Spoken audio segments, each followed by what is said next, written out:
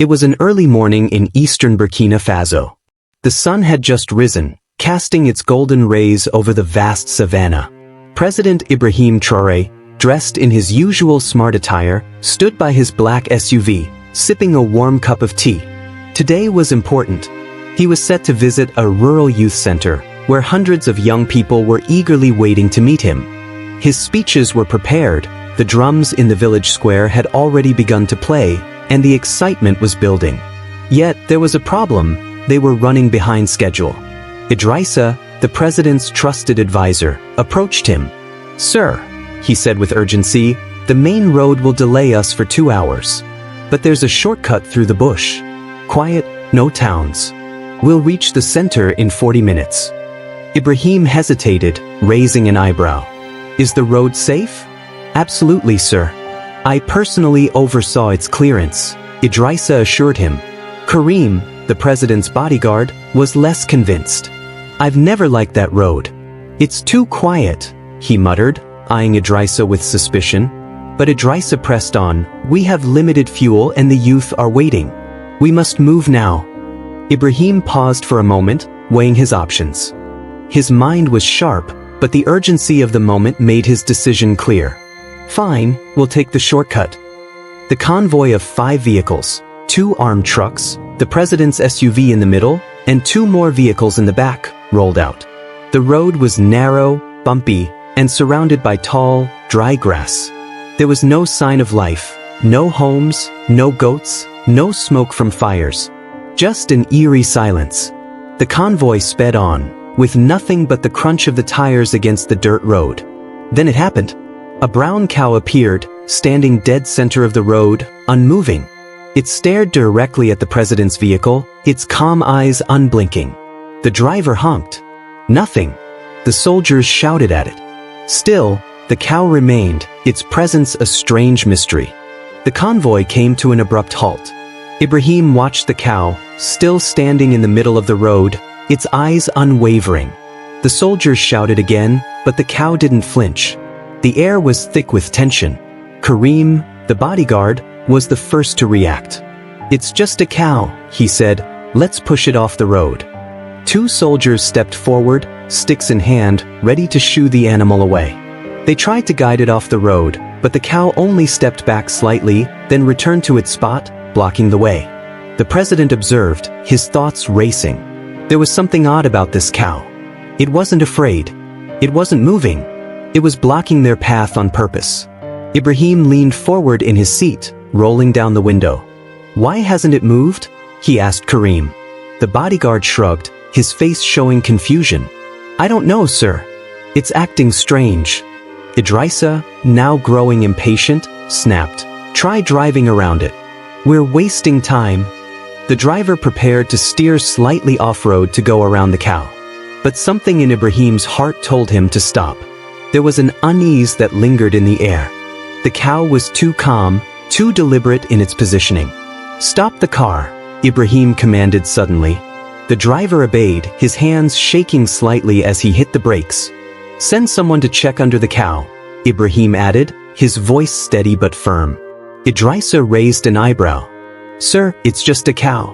"Why?" But the president cut him off. "Check under the cow." Reluctantly, 2 guards stepped forward. One crouched, his eyes scanning the dirt beneath the cow's legs. Then, with a sharp gasp, he jumped back. "Sir, there's something here," he called out urgently. The convoy froze. Every eye turned to the soldier. Beneath the cow, barely visible, was a thin metal wire, just inches beneath the surface. The soldier followed the wire with his hand, tracing it back. His eyes widened in shock. It led straight to a mine. "Sir!" Karim shouted. "We've got explosives. Not 1 but 3 mines." The air grew cold with the weight of the discovery. What had started as a simple delay now revealed itself to be a trap, and the cow, of all creatures, had saved them just in time. The discovery of the mines rocked the convoy into action. The atmosphere shifted from calm to chaos in a split second. The soldiers scrambled, their weapons drawn, as the realization hit. They had been walking right into an ambush. The road, which had seemed so quiet and harmless, was anything but. There were 3 landmines buried just beneath the surface, positioned with deadly precision. President Ibrahim stepped out of the SUV slowly, his eyes never leaving the cow. It was still standing there, as if unaware of the disaster it had just averted. Ibrahim's gaze shifted from the cow to Idrissa, his trusted advisor. For the first time, he noticed the faint nervous tremor in Idrissa's hands, the flicker of unease in his eyes. The cow had not just blocked the road. It had saved his life, and the life of everyone in the convoy. The president's voice was calm, but it carried an edge of disbelief. "We cleared this road yesterday," he said, his eyes narrowing at Idrissa. "How did this happen?"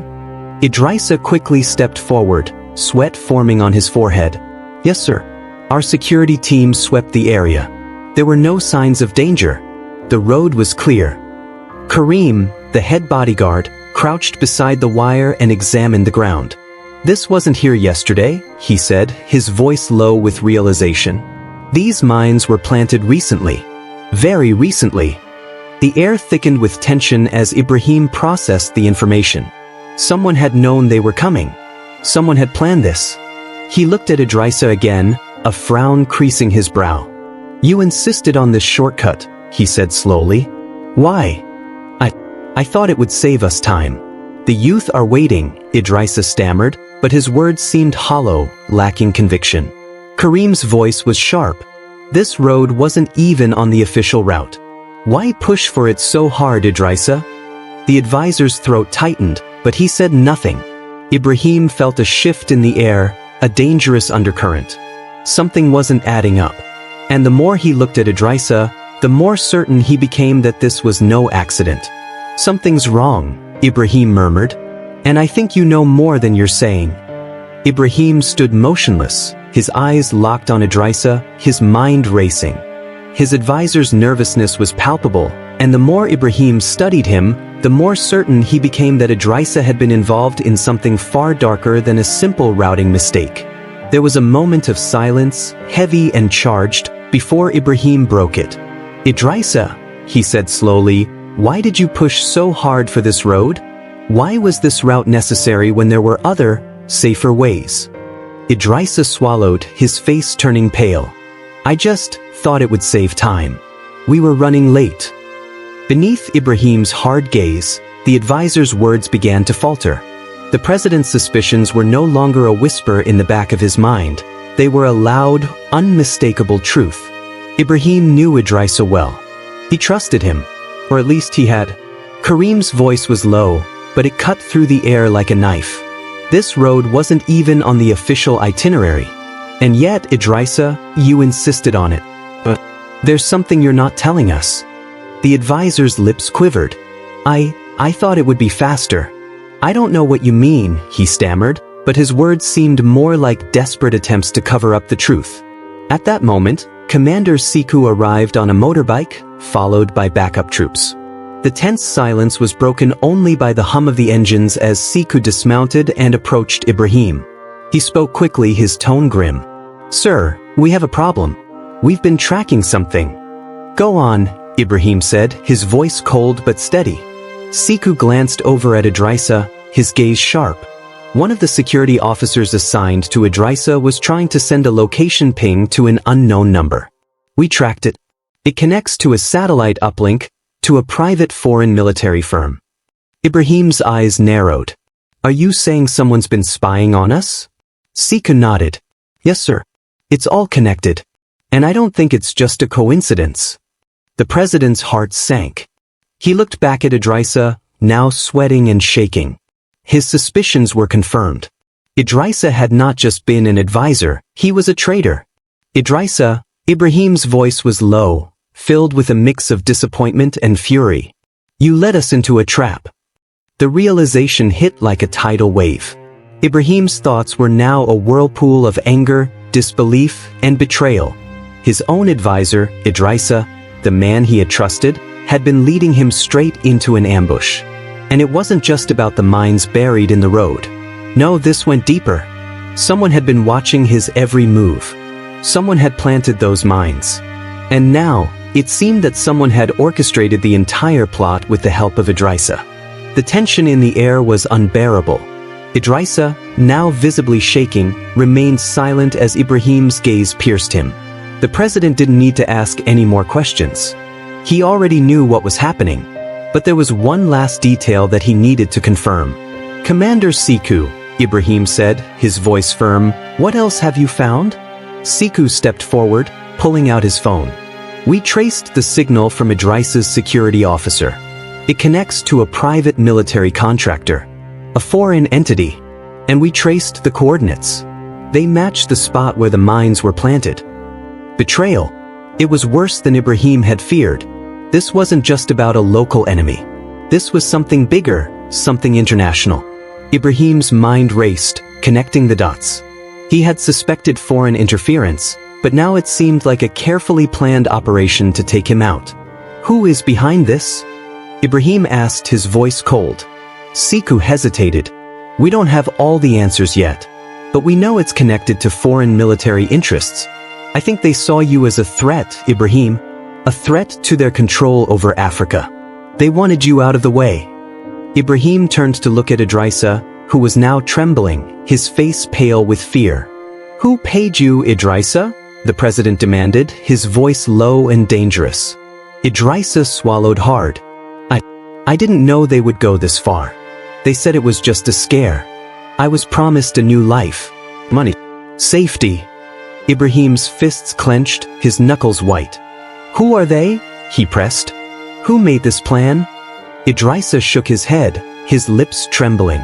"I don't know names, just promises. They said they wanted to control Burkina Faso. They hate you, Ibrahim. They hate how you're uniting Africa. They want you gone." The truth was unraveling before him, and the depth of the conspiracy sent a cold shiver down Ibrahim's spine. His life had just been narrowly spared, not by his own men, not by the government, but by a cow.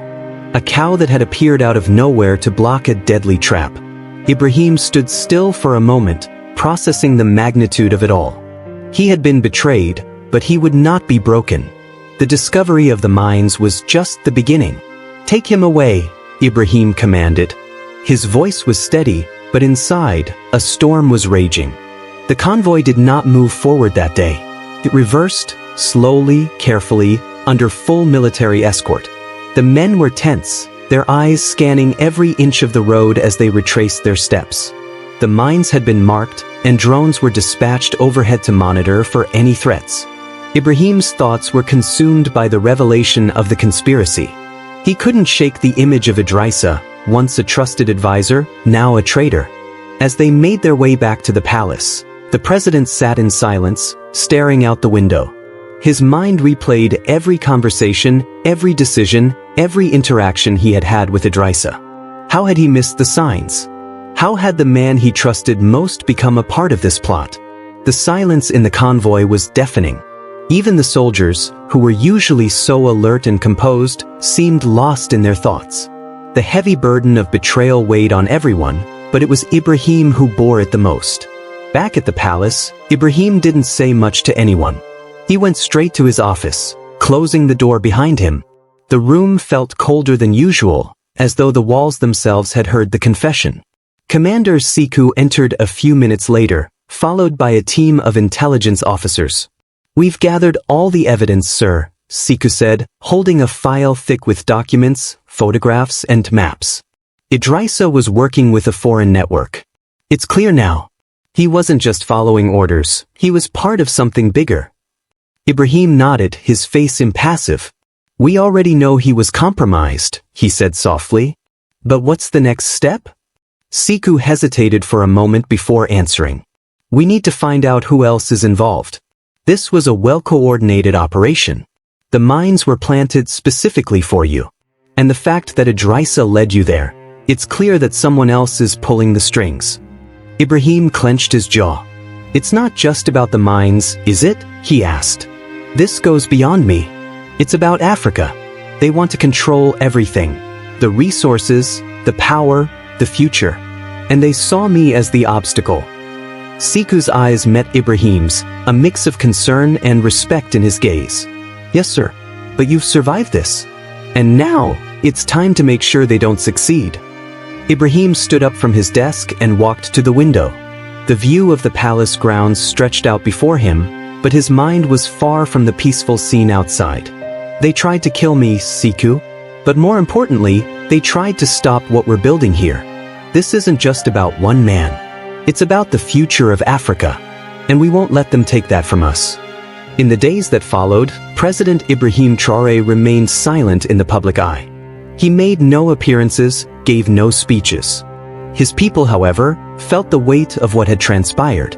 News of the attempted assassination, the landmines, and the mysterious cow spread like wildfire across Burkina Faso, and soon the entire continent was buzzing with rumors. But Ibrahim kept his cards close to his chest. There was a storm to weather, but he wouldn't let it show.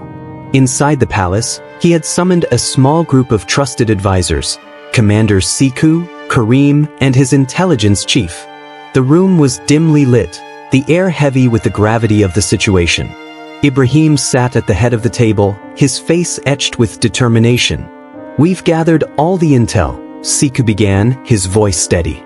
Idrissa was more than just an advisor. He was a key player in a much larger operation. His connections go deep, and the people behind him are not local. These are foreign interests operating from the shadows. We've traced some of the money, and it leads back to a private military contractor. Ibrahim leaned forward, his eyes narrowing. "And who is this contractor? Who's pulling the strings?" "We're still digging," Siku replied. "But the trail points to multiple parties, interests in Europe and America. They don't want you to succeed, Ibrahim. They want to see Africa fragmented, controlled by outside forces. You've become a symbol of resistance, and they can't allow that." A heavy silence filled the room. Ibrahim's jaw clenched as he processed the enormity of the conspiracy against him. But it wasn't just about his survival anymore. It was about something much bigger. They were trying to tear apart the very foundation of Africa's future, and he would not let that happen. "I want every single person involved in this exposed," Ibrahim said, his voice cold and commanding. "If they think they can control us through fear, they are gravely mistaken. We will fight back." Karim, the bodyguard, stood up, his face set in grim resolve. "We're with you, sir. But we'll need to move carefully. The people behind this aren't just in the shadows, they have eyes everywhere." Ibrahim nodded. "I know, but they also made a grave mistake." Siku raised an eyebrow. "What do you mean, sir?" "They underestimated us," Ibrahim replied, a fire lighting in his eyes. "They think we're just a country, a small piece of land to be manipulated. But they've forgotten who we are. They've forgotten the strength of this people. We are Africa's heart, and they've just awoken a force they won't be able to control." Days turned into weeks, and the silence that followed Ibrahim's brush with death was more than just a quiet reprieve. It was strategy. The president's absence from the public eye was a carefully calculated move. If his enemies believed he had been rattled, they were wrong. He was studying, preparing, and waiting for the moment to strike back, not with bullets or bombs, but with the truth. Back at the palace, Ibrahim's team worked tirelessly. They dug deeper into the conspiracy. The trail led them to foreign contractors, shady deals, and covert operatives. But no matter how much they uncovered, one question remained unanswered: who had ordered Idrissa to lead them to the mines? It was late one evening when Commander Siku burst into Ibrahim's office, his face taut with urgency. "Sir, we have new intel. The network behind the plot runs deeper than we thought." Ibrahim looked up from his papers, his eyes sharp. "What have you found?" Siku spread a series of documents on the table. "We've traced a satellite phone found under Idrissa's seat to a private security contractor. But there's more. This company is connected to a series of military operations across Africa. They have ties to several Western governments. And they're all connected to a man named Lieutenant Dwamba." The name struck Ibrahim like a bolt of lightning. Dwamba. He had been with the palace security for years. A trusted officer. Ibrahim's mind flashed back to their last meeting. The man had always seemed too quiet, too loyal, the perfect kind of insider for a conspiracy. "Who is Lieutenant Dwamba?" Ibrahim asked, his voice steady, though his mind was racing. Siku's face hardened. He's been working for a private military firm, feeding them intel on our movements. He's been tracking your convoy, every time you've moved, where you've gone, what you've done. He was a part of the plan all along. The weight of the betrayal hit Ibrahim like a ton of bricks. His own people, trusted officers, men who had sworn to protect him, had been conspiring against him, all in the name of foreign interests. His mind raced, but one thing was clear. These people had underestimated the resilience of Burkina Faso. They thought they could manipulate, bribe, and control. But they were wrong. "I want Dwamba found," Ibrahim ordered, his tone unwavering. "Now." Sekou nodded. "Already in motion, sir. We'll have him soon." But there was still a bigger question that loomed over them all. Who else was involved? This wasn't just a few men on the inside. This was a network. A dangerous, well-funded network that was willing to do whatever it took to keep Africa from rising. Ibrahim's resolve hardened. He wouldn't stop until every last piece of the puzzle was exposed. The walls of the palace felt like they were closing in on Ibrahim as the days stretched out. The investigation into the conspiracy was progressing, but each new revelation seemed to add more layers of complexity. The network of foreign operatives, local traders, and shadowy contractors was far larger than he had imagined. And at the center of it all was Lieutenant Dwamba, the once trusted officer whose loyalty now seemed like a distant memory. In the dead of night, Ibrahim sat in his office, surrounded by maps, intelligence reports, and satellite images. His mind was consumed with one thought. They were still out there. The enemies who sought to destroy him, to tear apart the fabric of Africa's future, were still in motion. He couldn't afford to wait any longer. Every moment that passed was a moment for them to regroup, to plan their next move. A knock at the door interrupted his thoughts. "Come in," Ibrahim said, without looking up. Sekou entered, his expression grim. "Sir, we have tracked down Lieutenant Dwamba. We found him at a safe house on the outskirts of the city." Ibrahim looked up sharply, his eyes narrowing. "Is he alive?" "Yes, sir," Sekou replied. "We've secured him. He's in custody now." The president stood up, his face hardening. "Bring him to me." Minutes later, Ibrahim stood face to face with Lieutenant Dwamba in a dimly lit interrogation room. The man was shackled to a chair, his head lowered, his face pale. He looked nothing like the confident officer Ibrahim had once trusted. Now, he was a broken man, his eyes darting nervously. "Lieutenant," Ibrahim's voice was cold, "you've betrayed your country. You've betrayed me. And now, you will tell me everything." Dwamba didn't speak at first. His lips quivered, his hands clenched, but he remained silent. Ibrahim leaned in, his voice low and firm. "You think you can hide behind your foreign backers? You think you can walk away from this?" The lieutenant's eyes flickered. For a moment, it seemed like he was about to crack. Ibrahim's heart beat faster. The truth was just within reach. Finally, Dwamba spoke, his voice barely above a whisper. "I never wanted this," he said. "I was offered money, a new life, but they promised more than just wealth. They promised power, power over Africa. Over you." Ibrahim's eyes narrowed. "Who made these promises, Dwamba? Who gave you these orders?" Dwamba hesitated, his throat tightening. I don't know all their names. But it's the Western contractors, sir. They've been controlling things from the shadows.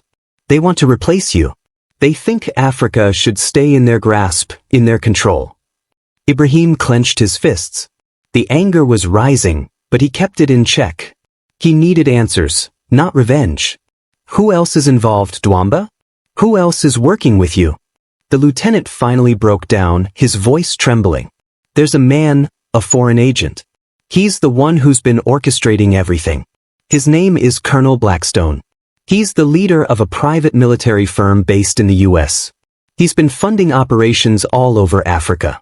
And Idrissa, he was working for him. All along." Ibrahim's heart skipped a beat. Blackstone. The name echoed in his mind, a cold reminder of the forces aligned against him. And Idrissa, his closest advisor, had been a part of it all along. The revelation hit Ibrahim like a thunderclap. Colonel Blackstone, the man who had been pulling the strings from the shadows, was the key figure in the conspiracy. A foreign agent, with ties to private military firms, was orchestrating operations across Africa. And now Ibrahim was at the center of it all. His survival was no longer just about one life, it was about the fate of an entire continent. Africa's future was being fought on many fronts, political, economic, and now, at its core, it was about sovereignty and self-determination. Ibrahim sat in silence for a moment, his mind racing. Colonel Blackstone, Idrissa, the traitors, the foreign interests that sought to control his country and the rest of Africa. It was bigger than just a plot against him. It was part of a broader campaign to destabilize African leadership and impose external control.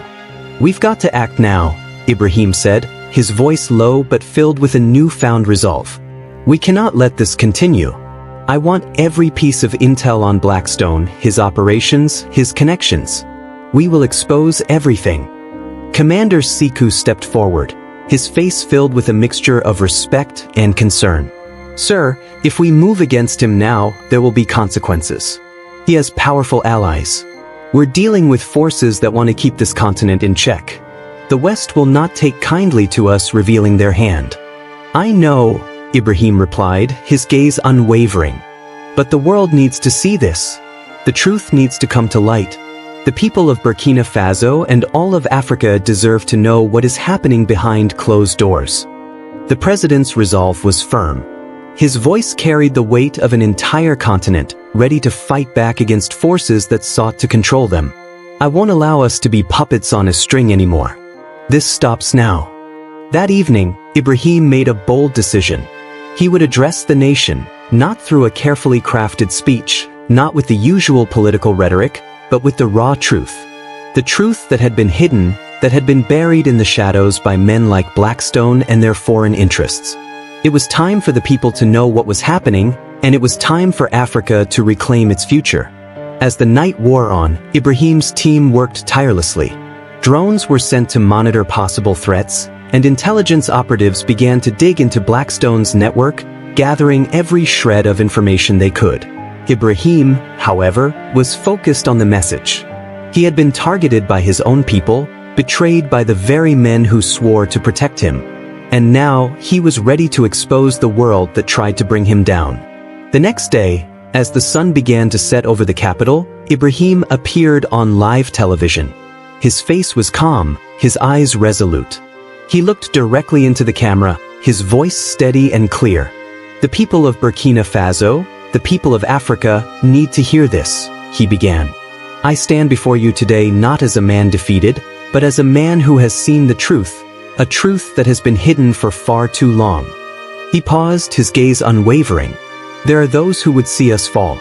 There are those who would do anything to keep Africa divided, to keep us under their control.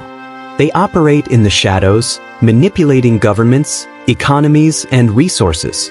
They plot to destabilize our leaders and to control our futures." The audience sat in stunned silence, and across Africa, millions of people were watching. Ibrahim's voice echoed across the continent, stirring something deep within them. It was a call to arms, but not in the way anyone expected. "But they failed," Ibrahim continued, his voice rising. "They failed because Africa is not weak. We are strong. We are united. And they thought they could control me, they thought they could control this country, but we will not bend to their will. Not today. Not ever." As Ibrahim spoke, the world began to take notice. What started as a regional crisis was now a global story. The president of Burkina Faso had not only survived an assassination attempt, but he was now challenging the very forces that sought to undermine Africa's sovereignty. His message rang out loud and clear. Africa would no longer be a pawn in the games of foreign powers.